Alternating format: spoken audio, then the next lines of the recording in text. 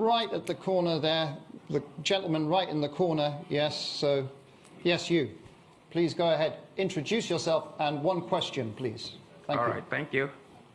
My name is Ajiboye Tsumishi from Huddersfield University. So my question is simple.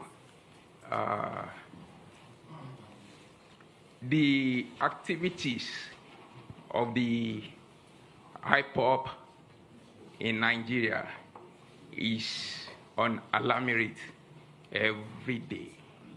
And with all the policy, beautiful ideas that you've listed down, sir, without tackling security head on, they are impossible.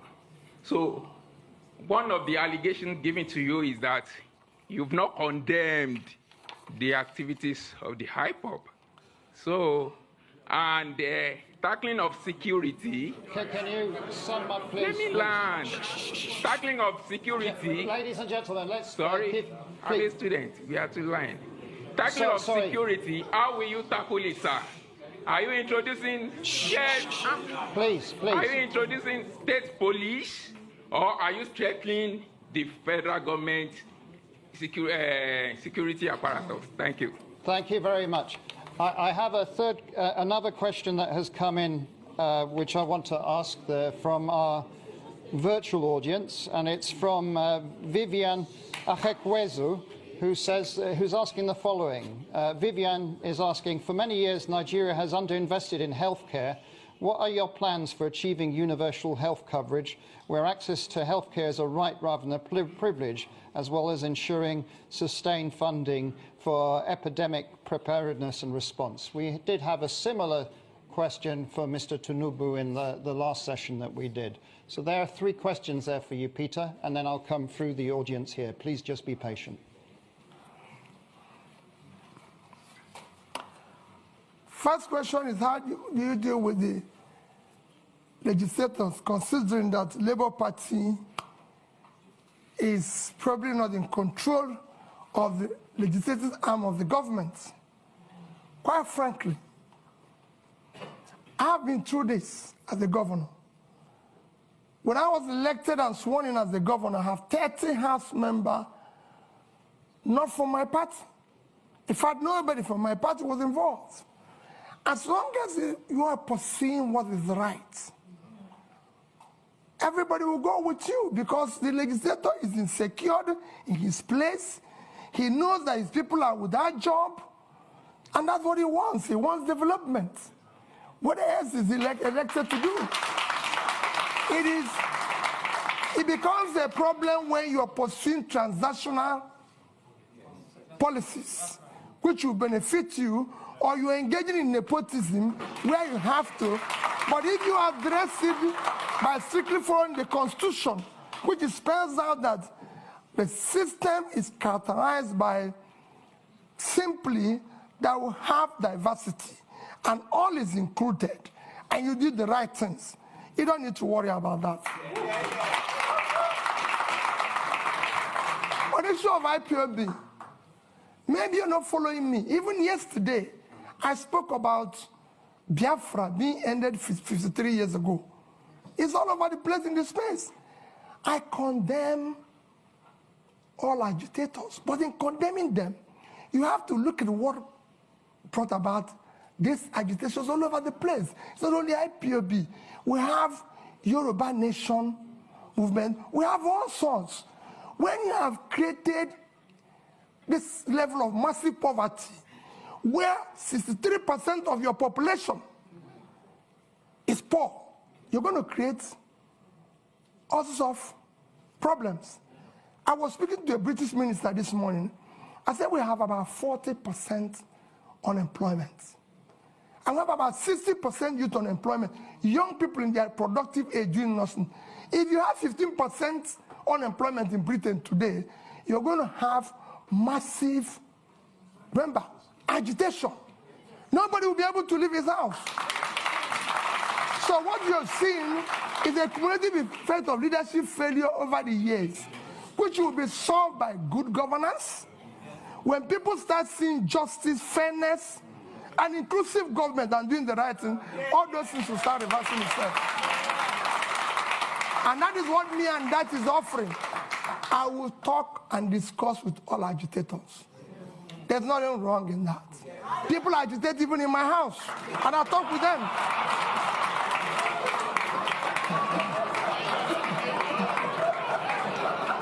So I'll deal with everybody.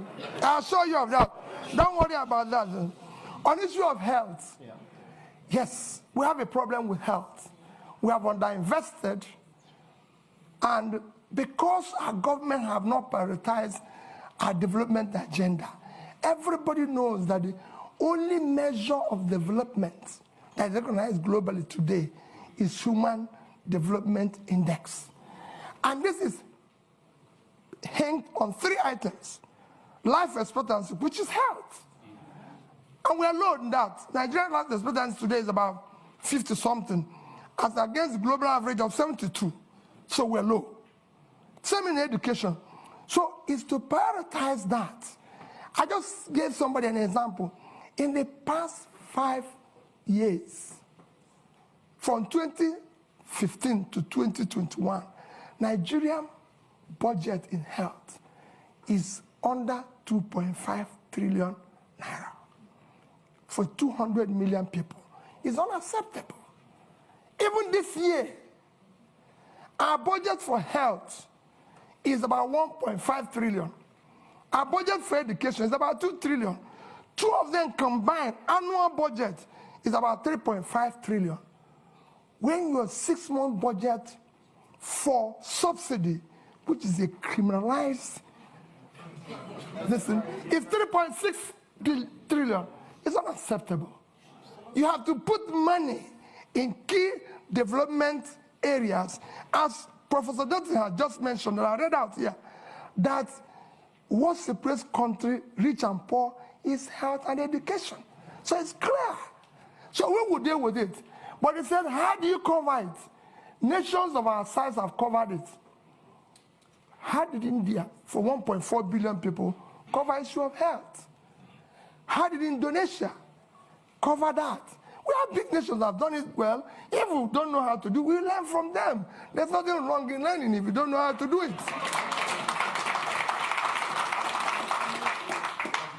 I'm going to take more questions. Now, there is someone who has such a strong arm. The arm has been up for 15 minutes. Now, I'm not going to say that's criteria for taking question next time, but madam, you get the question. You have the strongest arm in the audience. Please introduce yourself. 1 question. Thank you so much. Good afternoon and welcome, sir. My name is Priscilla Winkbo, and I'm an independent broadcaster here in London. And sir, you spoke about your point number 5, which is to generate electricity and power in Nigeria. And you spoke about transmission, distribution, and generation. But I think it's fair to say that our problems with power goes beyond those 3 areas. And the main problem that I see here is this. We have a population, or part of the economy, shall we say, those who supply spare parts, the engineers, those who work within that sector, whether it's those that are selling generators, and we know that that issue is perhaps the biggest issue when it comes to our power generation. So my question here is this. How do you plan, number 1, and I'm going to take a risk here, to deal with the big boys, and how do you also plan to address that economy that will then no longer exist because you have generated power? Because I'm sure that they too will rise up against it. Thank you so much. Thank you very much. We did online have lots of questions about refining also, and so this is a key issue that people are asking question about. So the gentleman there, a bit further along. Yes, there, you, just there, yeah. Please go ahead, introduce yourself. Thank you very much. One question. Good to see you, Peter. Paul Arkwright, I was the British High Commissioner to Nigeria from 2015 to 2018, and it's good to see you in London, sir. Thank you very much for your talk. I've now moved into private business. I'm a consultant, and I'm advising companies and funds, investors, to look at Africa, to look at Nigeria, to consider investing there, and everyone agrees, I think, that FDI, foreign direct investment, is critical to the future of Nigeria. But at the moment, they're very cautious, and that's putting it diplomatically. When you become president, sir, could you tell me the sort of 3 things you would do in the first, let's say, 100 days, which would send the right signal to foreign investors to look again at Nigeria, not just look again at Nigeria, but to invest in Nigeria? Because, as you know, I'm one of Nigeria's strongest supporters, and I think this is a country which is worth investing in. Thank you. Okay. And I will come back to this side. The gentleman just there. You, sir? Just there. No. Behind, sorry. You're the lucky one. One question, short, please. Give your name. Good evening. It's William Owomayi, the UK's Young Ambassador to the Commonwealth and a member of Chatham House. You've caught Nigeria by storm in recent months with your campaign and your vision to unify Nigeria, mobilizing young people all across the country. You mentioned debt a few times in your speech. Currently, the government is repaying debt to the central bank at an interest rate of 19.5%, which is extremely high. How do you plan to support the next generation?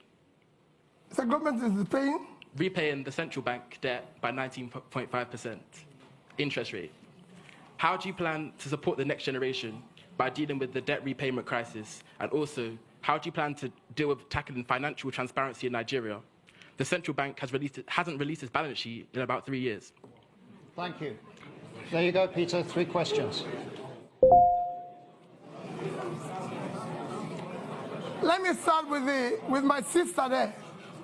He talked about the big, what you're saying is about the big boys who are selling generators.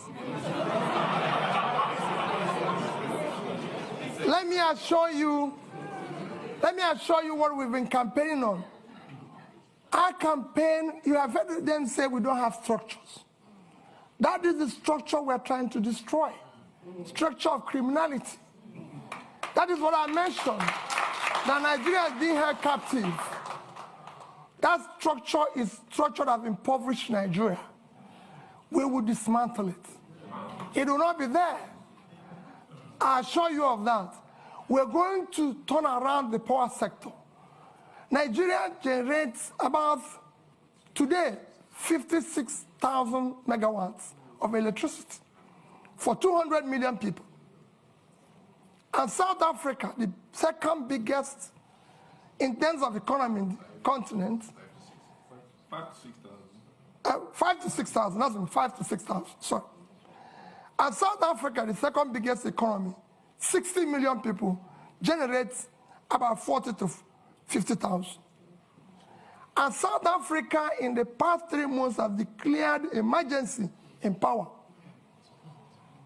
and said anybody can generate up to 100 megawatts without license. So somebody who is 60 million, generating about over 40,000, declared emergency. What do you think somebody with 2 million people generating 5 to 6,000 will do? War. I'm going to declare war on power, and I'll solve it. Anybody who stands on the way, so be it. Bringing back foreign investor is very simple, Paul. Foreign investor is like bee and honey. All you need is to create honey. The way bee will find the place is very simple. Foreign capital is scared of corruption. Is scared of bad policies. Is scared of where there's no rule of law. You need to put a regulatory environment that makes it conducive. You need to secure it. That is at the heart of what Dati and I are offering. we will build that intangible assets of securing the country, making sure that we govern through rule of law.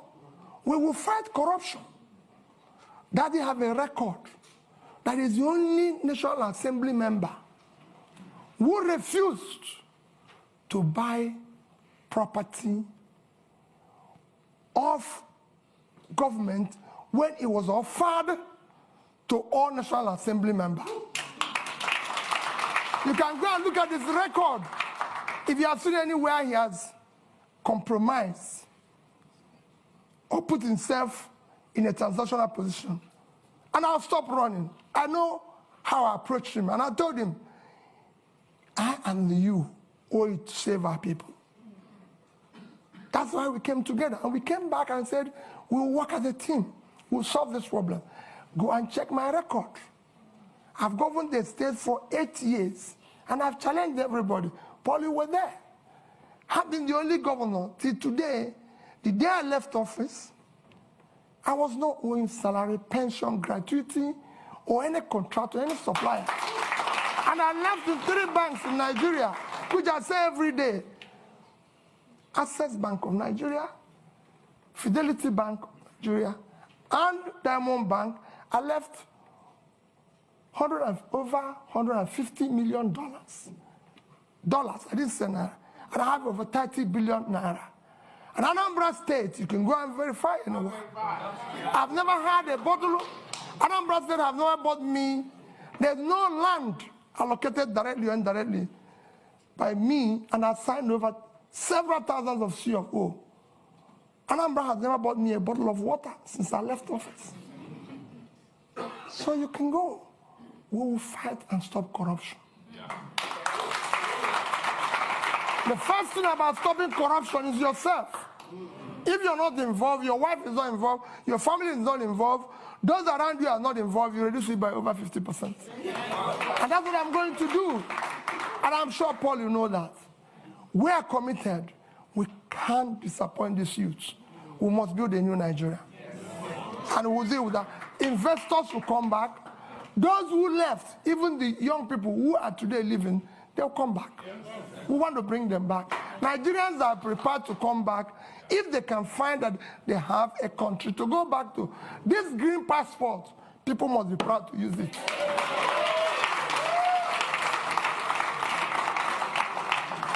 On issue of capital, where do you find money? My young brother, there's nothing wrong in borrowing.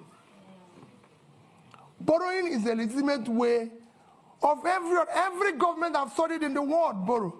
Even Britain, as we speak, owns over 70% of their GDP. Every government I know lives on borrowing. Even Norway, with 1.4 trillion sovereign wealth, is owing. The economies of the world, the 3rd biggest nation in the world is America. The debt of America today is almost 100% of their GDP. The second, China, is almost owing over 60% of their GDP. Japan owes over 230% of their GDP. But let me tell you the difference. Japan is owing over 230% of their GDP. They invested the money to save their economy. And in that, even with that, Japan is still the highest holder of US treasuries. So there's something they can fall back on. What has happened? So borrowing is not wrong. If I have done, I compare 2 countries that borrowed with Nigeria and how well they've done. But what has happened is that when you borrow for consumption, you have a crisis. Nigeria borrowed for consumption. Nigeria in 2015 had a GDP per capita of $2,550. And they were owing about 15 trillion naira. Today, with central bank ways and means, we're owing over 75. So we have grown that debt by about 400%. But our per capita is 2,000. That means that the money we borrowed was thrown away. So that is what I'm going to reverse. We will restructure the debt as it is today. We will restructure it and put it a long time to be able to pay it. I'm a finance person, that is one. And then we will not say, like I said here, no more borrowing for consumption. We will see borrow, people will see it, it will be transparent, it will be for investment. And that's what we intend to do. Countries have been in this situation before. We're not in a situation where other countries haven't passed before. It's a question of showing leadership, and we will be able to solve it. Thank you. I'm coming back. We are now almost around 60,000 people just watching us and sending in questions, so we're trying to be at least a bit inclusive. We have a question from Debo Ademoyo, who is asking, what are your policy ideas on climate change? Do you have a plan for ensuring sustainability in a new government? So that's one question. Then there was a joint question from Miss Etty and Zindi Anthony Levy, and they're asking, insecurity is a major problem. What are your plans in tackling this? What are your plans in terms of security sector reform in Nigeria? I'm going to take two more physical questions in the room. The lady right in the front here, so I'm not going to discriminate with the front rows. Please, go ahead. Thank you. My name is Chi Chikwendo. I'm a practicing solicitor here, advocating, of course, for rule of law. Thank you so much, Your Excellency, for the inspiring exposition on your vision for policy change and institutional reforms. It seems to me that it's clear from that if elected president, if and when elected president, your transformation vision to increase the production capabilities across the various sectors mentioned, including agriculture, extraction industries, human resources, will, to a large extent, hinge on the depth of your level of commitment with solidarity and ownership to implement the proposed policy changes and institutional reforms. However, there is no doubt in my mind that Your Excellency is well aware of the prevailing fundamental challenges to those reforms, including clientele patronage, political capture, and the institutionalized corruption that you mentioned. So the question is, how do you intend to navigate these challenges differently from the efforts of previous administrations, particularly with a view to modifying the behaviors of the key players in support of achieving those anticipated outcomes? And I was very warmed when you mentioned you're broadening the scope of youth inclusion and women based on gender issues. So further, how do you intend to quell the current ethnic tensions ravaging our communities and consequently stagnating economic growth and development, and to implement a pragmatic mechanism for dealing with those societal concerns for equal... Okay, please. We need... The longer this takes, the less questions. Madam, please, yes. Now. So the question there is, how do you intend to implement a pragmatic mechanism for dealing with those societal concerns for equal access to the services, inclusive participation, and integrating the various ethnic groups? Thank you very much. Thank you. Peter, if you answer those questions, because that was more than one question. Well, let me start with the issue of, you have, like you said, you have more than one question. I have about two questions. Let me start with the issue of ethnic tension. The ethnic tension you see today is based and as a result of injustice, unfairness, exclusion, marginalization. As soon as you start reversing that, they start going down. That is what I said to young man about agitation. As long as you start doing the right things, as long as you start building an inclusive society where people's talent, hard work will match up their opportunity, you start seeing those things go down. There's tension, even in the Western world here. I lived here when the blacks feel excluded. But as the more the government opens up and tolerates and builds an inclusive, transparent, more broad-based, acceptable, they will come down. And we will show, I've said before, we will show compassion. We will show love. Because there's nothing, you're a leader. Don't go away when Biafra is under the water. Don't leave Jigawa to die. Don't say, oh, I cannot go to Southern Kaduna because there's a problem. We will show compassion. We will lead from the front. We're not going to walk away. And for me, Borno is part of Nigeria. I don't want to say people, oh, the region is insecure. Nigeria is insecure. Like I told the IDP people in Christmas, I spent my IDP with IDP people in Makurdi in Christmas. And in New Year was another IDP camp in Abuja. And I said to them, as long as Nigerians are in IDP, all of us are in IDP.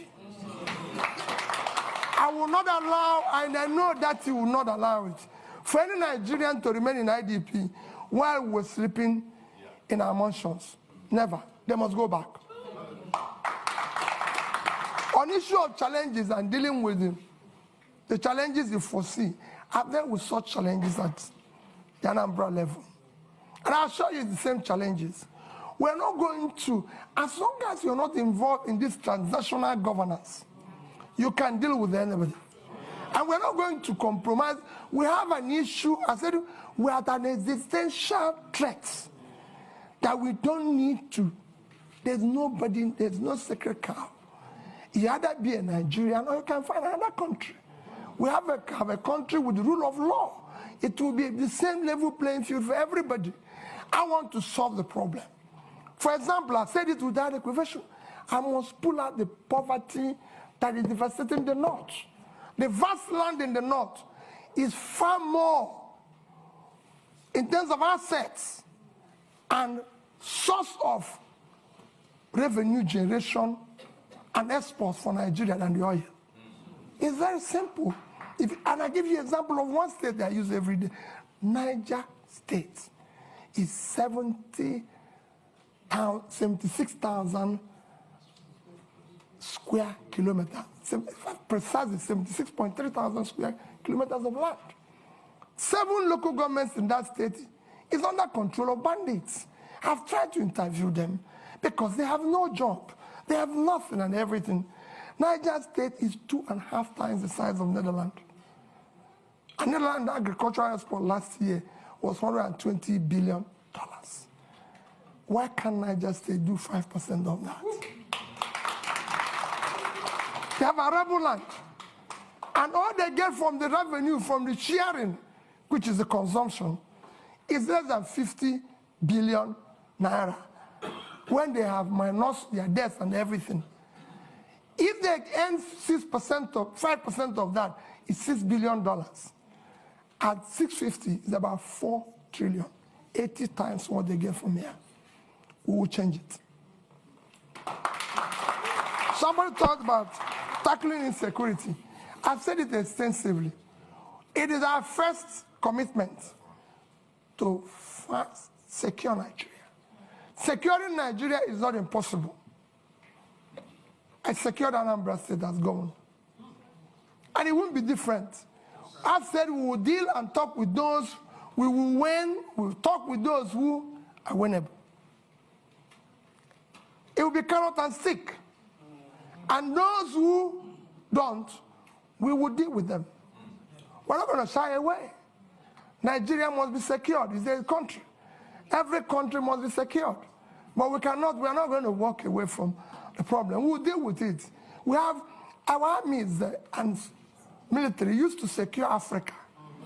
So this is time to go back and resonate that spirit in which they used to secure Africa to secure Nigeria.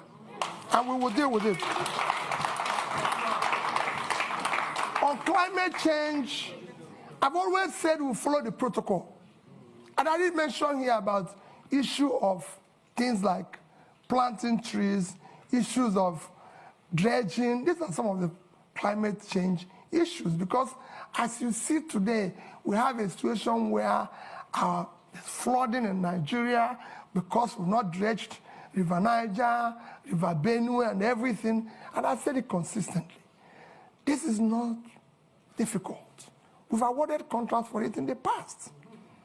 Today, every Egyptian will tell you, no Nile, no Egypt. They have used it to improve the water transportation, which dredging this one will do. And that's a long fighting climate change. They've used it for other means, which we will use the same River Niger and River Benue to do.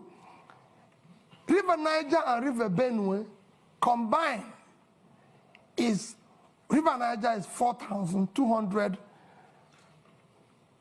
kilometers long. River Nile is 1,400. River Benue is 1,400 long. So two of them are 5,600. Nile is 6,650.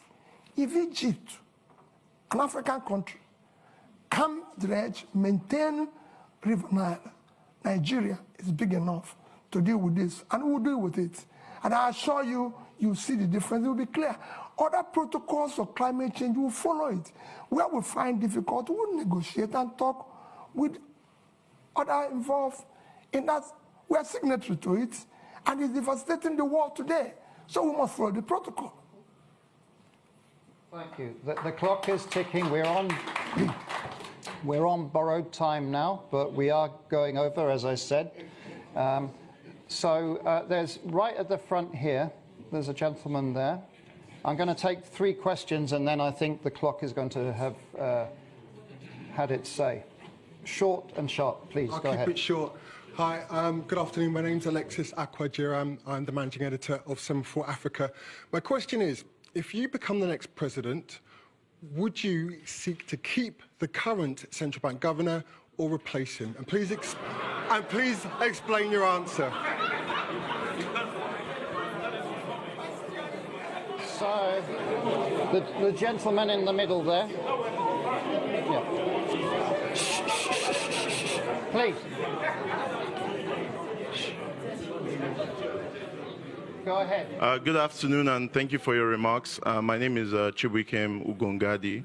I'm his master's student at King's College London, and it's funny, actually, my question is related to him. Given the debacle at the central bank currently and their conduct over the past 8 years, what is your view on central bank independence as a tool to improve economic growth? And how will you what will you do about the leadership at the central bank when you become president in order to make sure that their principles are in line with yours on monetary policy? Thank you very much. The lady over there. Yes, madam, you. Yes, but sharp, please. There's a microphone just here. It's next to you. Just there, please. Aha. Okay, Your Excellency, good afternoon. So my question here is this. You talked about restructuring. As you're aware, Nigeria can barely service its external debt. Nigeria can barely service its external debt, our current external debt. We cannot service it, or we're finding it difficult to service it. Now, when you become president, how do you intend to restructure our external debt without actually downgrading our rating in the market? Thank you. Thank you. And your name, just so we have it? My name is Ifeyinwa Umunakwe Okeke. Okay, thank you. And then if we move the microphone to the lady just there, last question. Yes. Good afternoon. Nice to see you again, Mr. Obi. My name is Kenneth Chukwuwabo. I'm a PhD candidate at the University of Cambridge. I study public-private partnerships in education. I read your manifesto, and it seems PPPs are taking a central stage in education sector. So I wanted to ask, what is your rationale for involving private actors in public education, and what governance structures would you put in place to ensure the accountability of these actors in a sensitive sector such as education? Thank you. Thank you very much. My apologies. We've run out of time now. I'm watching the clock.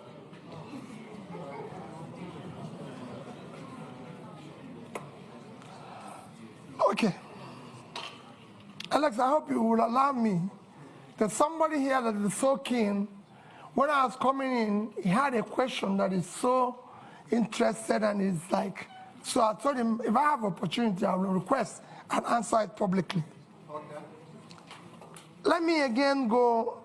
People are talking about the central bank governor. The problem, first, let me assure you, central bank will maintain its independence. It will be respected. And again, it is not the problem of the person there. Central bank have a role of monetary policy, if I'm right. Then you have this physical space. It's like a street football. When the person who is supposed to be in the physical space is no longer, it's like you go to a football match and somebody who is supposed to play in a particular wing is no longer there. You find people playing various wings. The weakness of the physical space allows the monetary space to take over, and in supporting, because there's a weak governance structure, that is why we're able to do what we're doing. With what is happening today is happening. So if you're replacing Godwin and putting somebody with that level of physical rascality, which is what is fueling our inflation and even our rate of exchange today, these are some of the things you need to cut. As long as the government continues on that fiscal rascality, that situation will occur. That's what you need to fix. I won't say what will happen. Instead, it's actually coming to an end. So it won't be too long. So that's that. I assure you that we'll deal with that. You asked about PPP in education. I said you're in Cambridge. Is Cambridge run by British government? No, I just want to know, because I don't know. When we're talking about PPP in education, we're talking about tertiary education. We're not talking about basic education. We will ensure that basic education is free, and we will drive it aggressive, because we have 20 million out of school children in the north, which I've said we will deal with decisively, because those children mostly have learned Quran, which means they're intelligent. We'll meet them at the point of learning Quran and teach them skill. For the tertiary education, we must find a way to fund it in a collaborative way, public partnership, in order to be able to ensure that 4 years will be 4 years, not what is happening today. That's what we mean by that. And it will be, you'll see, it's a win-win situation. That's it. No, not the basic. It won't be the basic. Then, issue of barely servicing our debts. We're not, I've said it before, we're not the only country that have gone through this. Once we move from consumption to production, what we're going to do first is that what you see today, we're inability to service our debts, is because of fiscal rascality. You're paying unsustainable subsidy, which will be stopped from day one, because it's a criminal thing. You're no longer generating money because they're stealing with oil. And the only people who can steal oil are people in government, because ordinary people cannot steal oil. You can't put it in your pocket. It's something that you come with sheep. So all those, and you stop corruption, the waste, everything. And you go to seek to ensure that the revenues of government are properly collected. These are things, when you have tightened all the leakages and wastes, you'll be able to increase your position, and you negotiate and be able to service them. Look at it, just to give you an example. Nigeria is today the only OPEC nation, apart from Venezuela, because of sanction, that is not meeting up its quota. Because over the years of oil theft, the multinationals and everything have not been investing, coupled with the theft and everything. You're not realizing what you're supposed to. Every other nation that is in the same condition was able to bring down their rates and inflation within this period of Ukraine war. I'm not saying it's good to wait for war to be able to get more revenue, but people are taking advantage of it, because it's there. And you can't run away from it. But we couldn't take that advantage. Our situation got worse because of poor management of our own physical space, which will change with that and I. And finally, like I said, somebody kept telling me that issue that people have been saying that if I become president, that there's issue of being, how do I say, what word do they use? Stingy. Pat knew the question of stingy. How are you going to manage? Because they said you'll be stingy and everything. And let me say it publicly that people don't know what it is all about. At the heart of poverty is capital formation. And you can't go about capital formation without savings. Even in the most developed world, which is why I said that Japan holds highest amount of US treasury. If you listen or you go and read about what Professor Ragnar Nask done in the 50s, he showed it clearly. Capital formation is the heart of poverty. Without capital formation, you have low productivity, low income, and you produce poverty all over the place. What I was doing as governor, I was the best governor in Millennium Development Goals by the UNDP. You can go and check that. Is that? I won a prize for the best road network.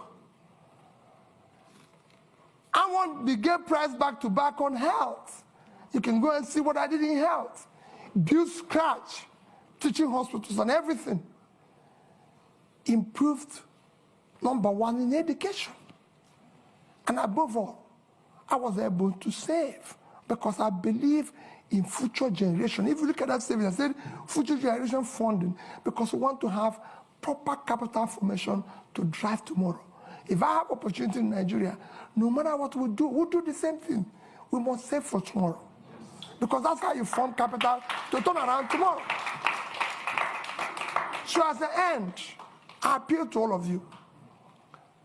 There's nothing more powerful than an idea whose time have come. Victor Hugo. The time today is to have competent leadership with character, commitment and compassion. And that's what Nigeria is yearning for. That's what Dati and I are offering you. Let's have opportunity to build a better Nigeria. Thank you.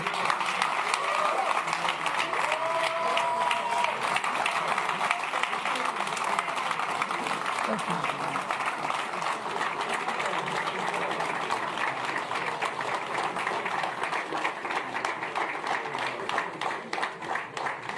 A couple of